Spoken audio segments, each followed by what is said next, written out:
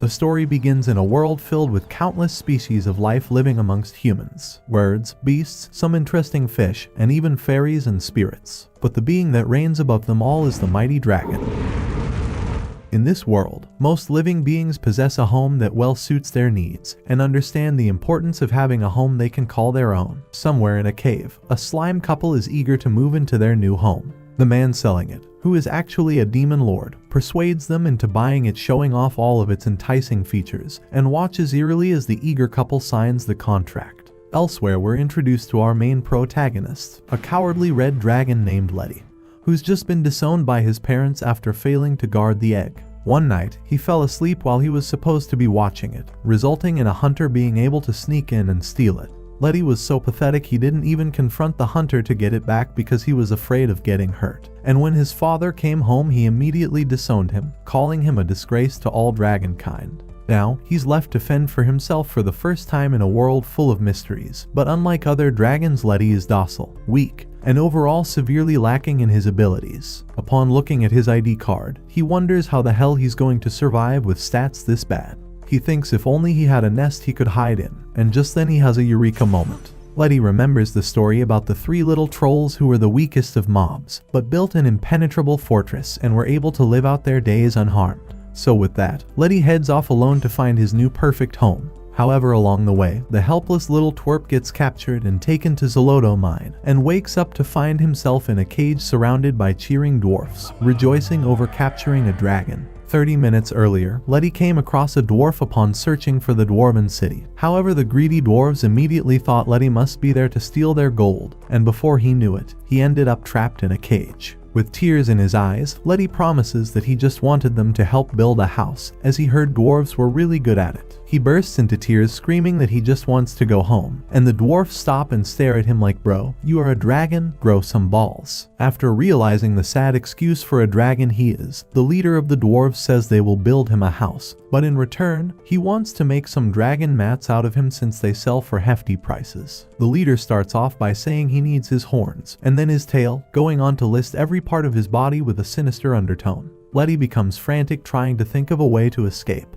And remembering how greedy the dwarves are, he tricks them into thinking that someone is stealing their gold, giving him just enough time to escape into the woods, where he happens to run into the hunter that stole the egg. However, at that moment the dwarves chasing him catch up and get into a fight with the hunter, giving Letty a small window to get away. After running for hours, Letty finds himself crying alone in the forest as he feels so hopeless. But just then a couple of harpies appear who feel sorry for Letty. He tells them his story while they comfort him, and after they offer to let him stay with them, as their nest is quite empty since the younglings left. The harpies show him the nest at the top of the tree, but Letty, being the hopeless dragon he is, can't even fly yet, so he has to climb the entire thing using his claws. After reaching the top, the harpies try teaching him how to use his wings to fly and speak words of encouragement to him. Letty jumps off and glides through the air, putting a smile on his face and making the harpies proud. All for about 3 seconds as he falls flat on his face, forgetting the most important rule, to flap his damn wings. The harpies laugh while Letty sulks in shame and embarrassment. However, they come up with an idea for him and suggest he heads into the valley beyond, where he can find a giant oak tree inhabited by goblins that may be able to help him.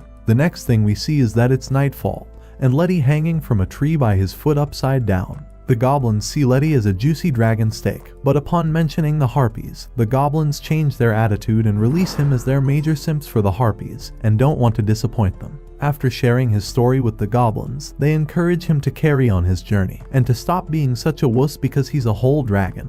Letty carries on with his journey and ends up at a place called Saharajan, where he's offered a place in their home.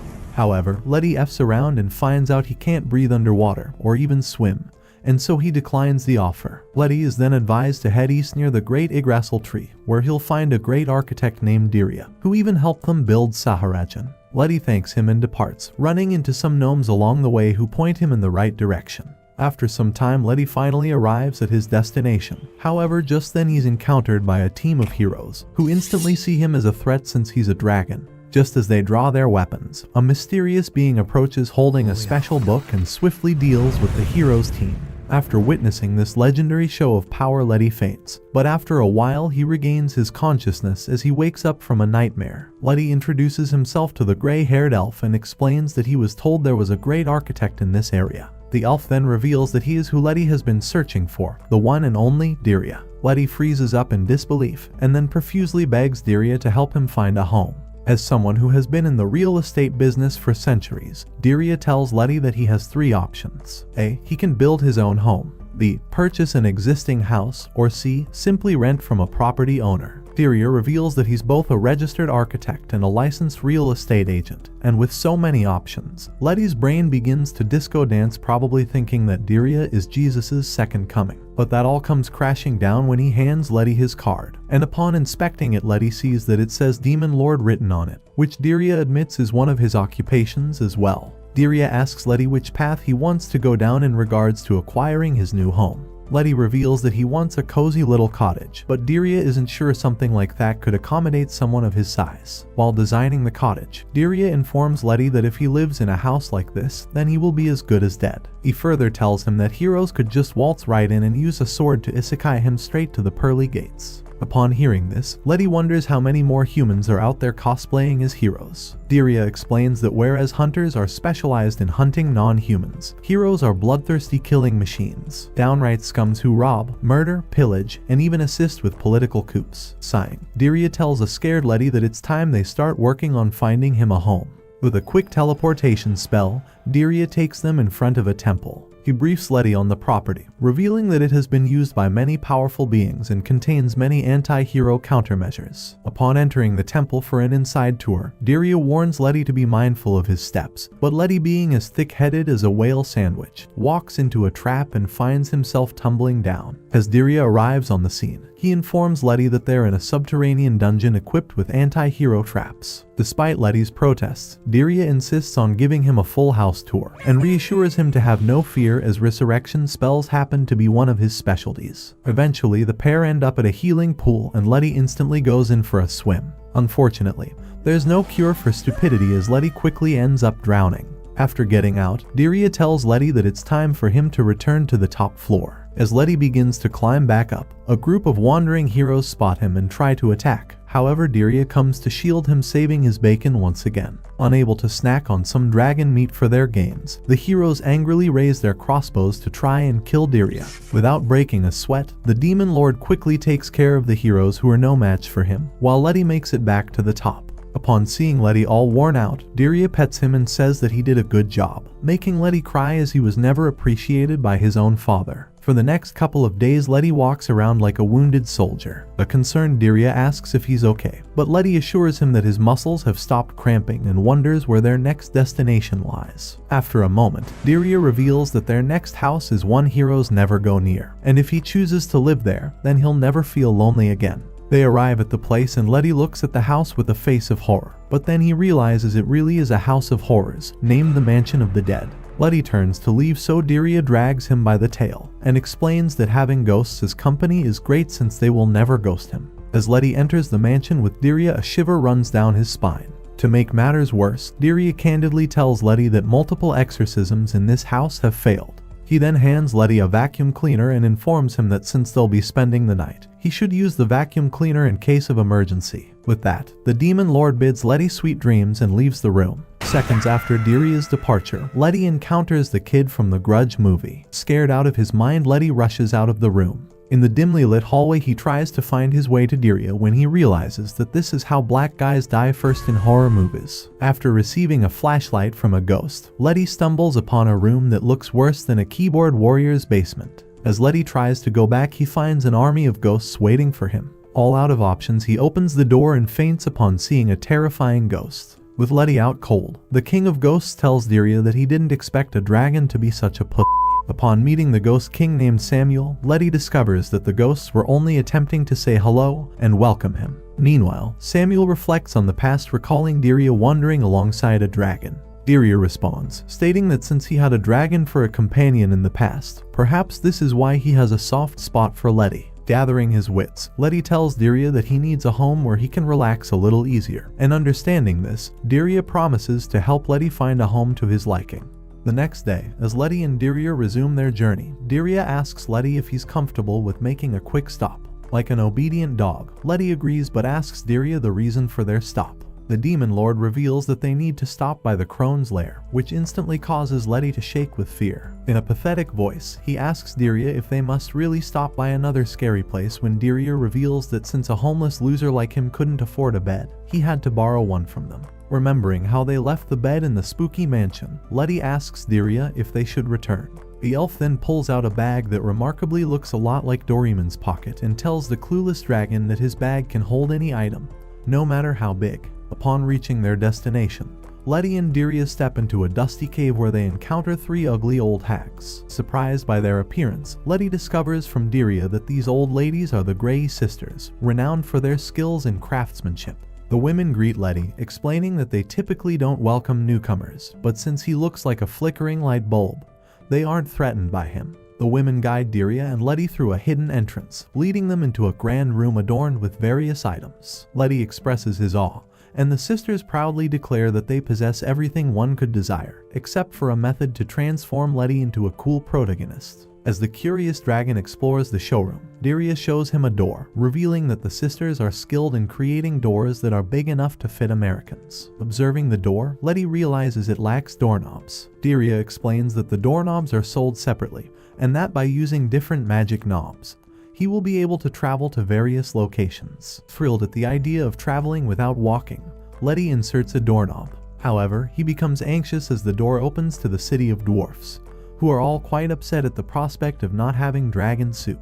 Noticing Letty's terrified expression, the sisters draw his attention to a door named the Gate of the Gallant Lady. As Letty gazes at the beautiful lady painted on the door, his heart begins to breakdance. Suddenly, the Gallant Lady speaks to him, startling Letty. Dirya explains that if Letty uses the magic word, the Gallant Lady will help him teleport anywhere in the world. However, if he takes too long, she will recite an embarrassing poem written by Letty himself. Since Letty is cursed with crappy luck, the Gallant Lady announces that time is up and proceeds to read aloud a poem Letty wrote about needing a dragon baddie by his side. Witnessing Letty cry out of utter cringe, Dirya takes pity on him and suggests he divert his attention to the fireplace. Instantly, Letty begins envisioning his future with the fireplace. However, his dreams shatter when Dirya reveals that the fireplace is incredibly heavy, and unless he consumes 10 Arnold Schwarzeneggers for breakfast, there is no way he will be strong enough to carry the fireplace to his new place. Adding on to his misery, the sisters remind Letty that he needs to have a home for him to enjoy the fireplace. Finding his 13th reason why, Letty slumps down in disappointment when Dirya asks him if he would like to build a new house. Excited by the idea, Letty and Dirya teleport to a hillside where Letty can easily jump off if life becomes too difficult for his tiny brain.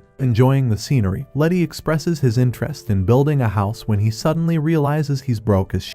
Dirya assures Letty, suggesting that since he's useless alive, his organs could increase his value if he were to just roll over and die. Not wanting to die without clapping some dragon cheeks, Letty starts to sulk, prompting Dirya to inquire about the amount of money he has. Taking out his wallet, Letty hands it to the Demon Lord, who finds a single tooth inside. Letty excitedly explains that if he puts the tooth under his pillow, a fairy will swap it for money. Unfazed as always, Dirya informs Letty that such things don't actually happen, just like how Santa Claus isn't real. Before Letty can go all emo on him, Dirya assures him that his financial problems can be solved later and takes out a blueprint for a house. Once Dirya explains the layout to Letty and receives his approval, he claps his hands and summons gnomes and big green ogres, revealing them to be his underpaid employees. With everything in place, the construction begins. Seeing everyone working, Letty attempts to help but fails miserably. This leads Dirya to wonder who peed in Letty's gene pool for him to be so pathetic and clumsy. However, being the compassionate demon lord he is, Dirya reassures Letty that Rome wasn't built in a day,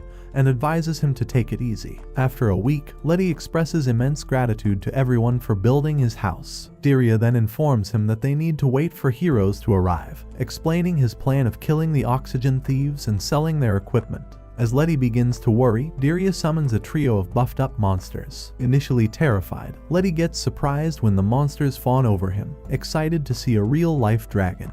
Diria informs Letty that the monsters will serve as his live-in bodyguards, earning their keep by battling heroes, while the rest will go to the construction cost. Wishing Letty luck, Diria departs, leaving Letty to enjoy his new house. However, trouble soon arrives in the form of heroes seeking a fight. Before battle can commence, one of the heroes recognizes Letty as the dragon who destroyed his companions, causing him to retreat. Overnight, Letty's reputation grows among otherworldly creatures, who begin seeking his assistance, hailing him as the Flame Dragon Lord. Feeling overwhelmed by his newfound title, Letty decides to leave for the supermarket, never to return.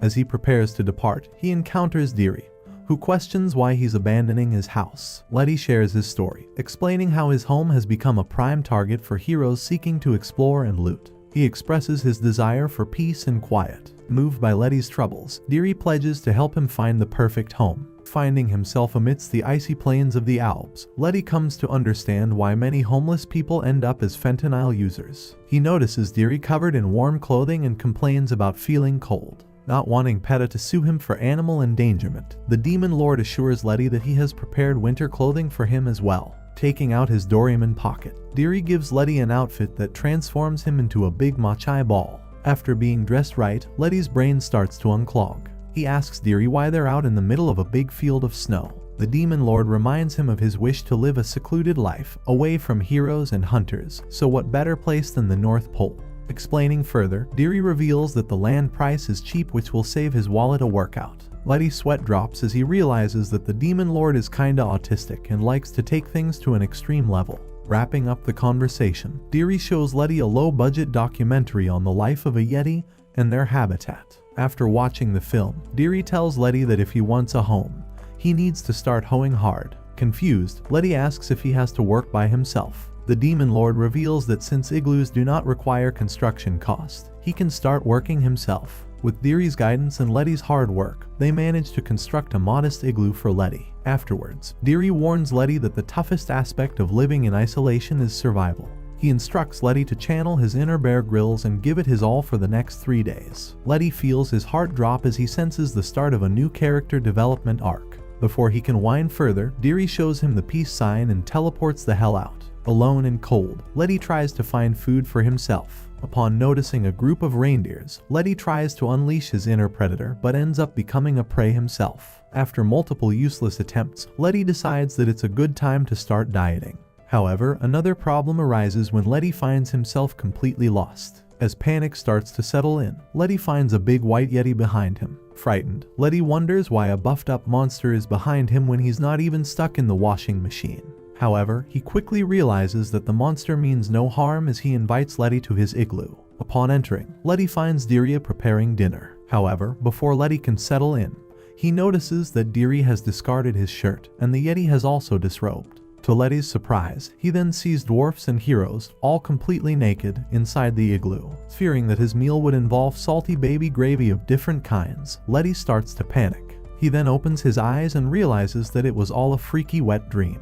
As Letty resumes his search for food, he comes across a stranded egg. His mind begins to entertain thoughts of various dishes he could create with it, but he quickly shakes off the idea, recalling how his unfortunate journey started when a wet wipe stole his own egg. Turning away to continue his search for home, Letty suddenly realizes that the ice beneath him has cracked, and he is now drifting away from the land. While Letty shows mercy towards the helpless egg, not all beings are as kind-hearted. Soon, Letty finds himself confronted by a massive whale that swallows him whole in a matter of seconds. Regaining consciousness, Letty finds an ashy man hovering over him. After collecting his thoughts, Letty discovers that the man's name is Davy Jones. As Letty realizes that he's deep inside a whale, pun not intended, he begins to panic. Seeing Letty in distress, Davy consoles him and reveals a comfortable room inside the whale's stomach. He explains that since the whale swallows multiple Titanics here and there, he has a collection of items such as gems, eating utensils, cooking ingredients,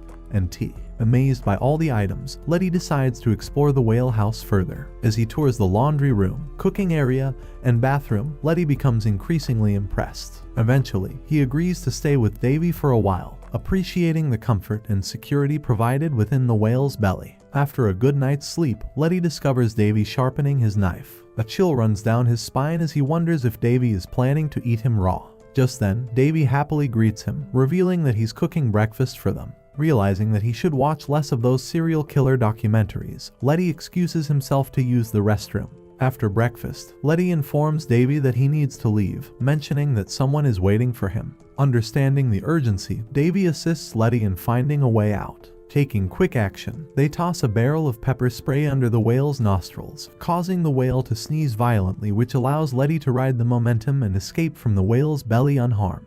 Upon landing on a floating piece of ice, Letty encounters a seal. He attempts to tap into his animal instincts to hunt and feast on the seal, but fails miserably when the seal gives him a pleading look with its big puppy dog eyes. As Letty cries in frustration, the seal transforms into Diria, who reveals that this was all a test to see if he's fit to survive in the North Pole. Later, in his igloo, Letty's egg cracks open, revealing a bird-like creature. As the chick sees Letty, he addresses him as Papa, causing Letty to scream in protest that he's not even his child. The following day, Diria teleports Letty to a warmer location, mentioning that he knows of some communal housings that would suit him. Just then, Letty's chick emerges from his pouch, calling him Papa. Observing this, Diria comments that single fathers aren't as popular as single mothers in this era. Frustrated by Diris's teasing, Letty protests, exclaiming that he's not the father. Noticing how Diria doesn't believe him, Letty realizes that he needs to ring up Judge Judy for this case. Sighing, Diria then explains to the dragon that sometimes when a creature is born, it imprints on the first person it sees. However, feeling guilty and burdened, Letty asks Diria if it's okay for him to raise the bird. Hoping to ease Letty's doubts, Diria shares a story from many years ago when an explorer found an abandoned egg that hatched into a bird.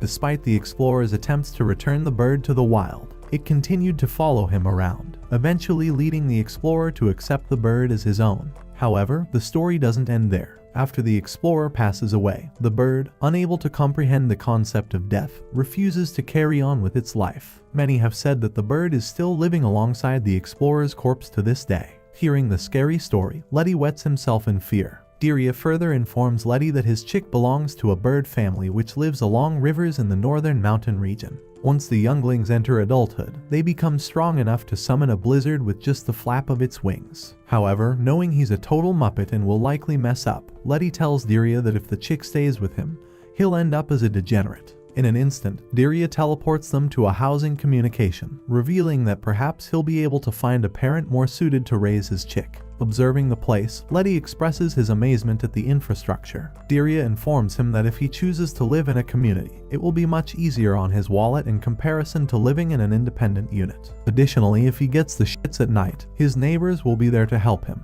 Before Letty can allow himself to dream, Diria quickly tells him that most of the houses aren't built for those with daddy long legs. Curious, Letty asks the demon lord why is that so. Diria reveals that since larger animals need more space to function, they rarely live in communal housing, so naturally, there's less demand. Their conversation is cut short by a group of wild heroes running after a couple of monsters. Letty asks Diria if they should intervene, but a gigantic monster bird appears and squishes the pesky intruders. Diria informs Letty that in such societies, the landlords take care of their tenants. After learning that the weaker tenants are protected by the strong landlords, Letty relaxes and promises the baby chick that he'll find him the best parents in the world, which, as we know, do not exist. With a new goal in mind, Letty follows Diria to an apartment owned by a pair of conjoined orthros. Letty curiously asks Diria if the pair is married.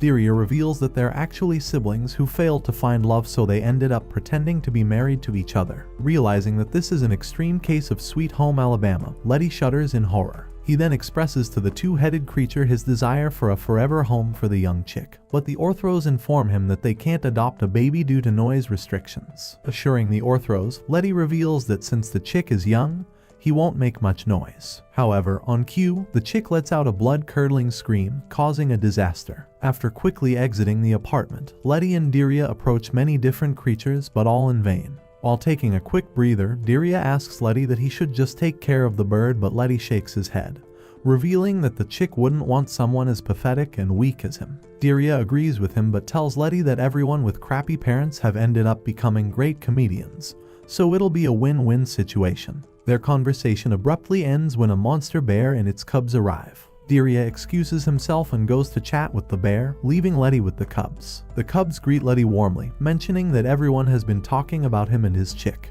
Suddenly, an ugly monster appears and demands that Letty hand over the chick. Letty's fatherly instincts kick in as he attempts to protect both the chick and the bear cubs. Once Diria returns and informs the wicked monster that the dragon he's facing is known as the Flame Dragon Lord, the monster quickly retreats. Later, the demon lord commends Letty for being a good father and protecting the younglings. Overwhelmed with emotions, Letty decides to keep the chick and names it Pip. Having been traveling for so long, Letty cries to the demon lord how he has used up all the money he made by selling his pictures on Only Dragons. Like always, Diria remains cool as a cucumber and tells Letty that they will spend the day making some money. Curious about his job prospects, Letty asks Diria how he can offer his services. In response, the demon lord reveals that dragons have always been popular in the black market. However, not wanting to resort to selling his organs to pay for Pip's college tuition, Letty nervously asks Diria if there's anything he can do while still alive. Without wasting more breath on the stupid dragon, Diria teleports them to a trade market. Upon seeing the marketplace bustling with humans, Letty instinctively seeks a hiding place.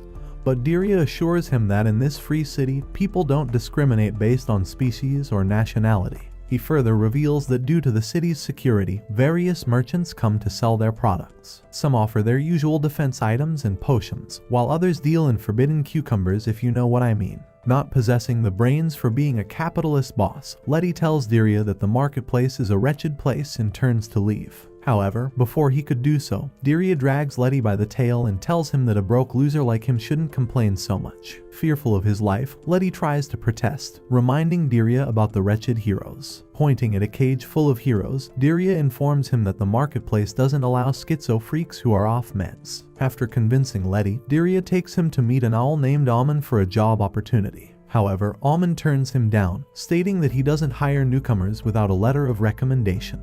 Just as they turn to leave, Pip communicates something to Amon in bird language, which changes his mind. Amon informs Letty that Pip has put in a good word for him, so now he has to hire him. As his first job, Letty is assigned to cut blocks from trees and rocks. Wondering why someone would want blocks, Letty turns to the all-wise demon lord who reveals that many adventurers enjoy building homes or tools out of blocks of materials. After understanding everything, Letty gets to work, and after a full day of toiling away, he receives a single coin. Like a shrewd capitalist, Amon tells an upset Letty that if he wants to make more, then he needs to work faster and better. As Letty sobs about being unable to feed Pip, Amon takes pity on him and assigns Letty as a hotel receptionist. However, right on his first day, Letty scares away almost every customer. In the end, Letty returns to Amon, crying for a different job. After being told by Amon how he's a pain in the rear end, Diria steps up and tells Letty that he should find a job that only he can do. Following the demon lord, Letty curiously asks him what he has in mind. Diria then reveals that Letty can offer proxy services. Understanding the task, Letty meets up with his first client, Robert, an apprentice mage. Being a diehard furry, Robert's eyes start to sparkle upon seeing a dragon in front of him. After calming his excited danger noodle, Robert reveals his business. He tells Letty that he wants him to pretend like he summoned him. Once Letty agrees, Robert calls his friends to flex on them. However, when Letty appears, his friends remain unmoved. Sensing trouble, Pip yells with all his might, causing the mages to fall in terror. Confused by Pip's behavior, Letty learns from Diria that his baby bird just wanted to help his father. After receiving money, Letty tends to his next client while Diria looks after Pip. It is then a fatherless woman named Lilith approaches the demon lord in an attempt to riz him. She tells Diria that when she heard about a peculiar duo of an elf and a dragon, she knew it was him. Being an alpha male, Diria coolly reveals that he's house hunting with his dragon friend. This makes Lilith more desperate for Diria's white sauce, as she recalls an old memory of when he initially became the demon lord. As it turns out, Diria was selected as a demon lord through a lottery machine. However, having no interest in ruling over ugly abominations, Diria tries to reject the title. This surprises Lilith, who was once a young fortune teller. Curiously, she asks Diria what he wants and learns that the elf is just interested in reading encyclopedias about stupid animals. As Diria turns to leave, he's forcefully brought by the Dark Lord agency to the Demon Lord's tower for his inauguration. However, instead of sitting still, Dirya escapes, causing Godfrey, the Grand Chamberlain, and his goons to search for him all across the palace. Every time they try to reach Dirya, the elf unknowingly activates an anti-intruder spell, causing Godfrey and his men to suffer greatly. In the end, the agency allows him to leave. In present time, Lilith realizes that it'll take another 100 years for Dirya to commit to her, so she ends up leaving. Meanwhile, Letty earns his keep for the day and heads to wash up when a man approaches him. He asks Letty to help carry a few things over to a hut on the outskirts of town.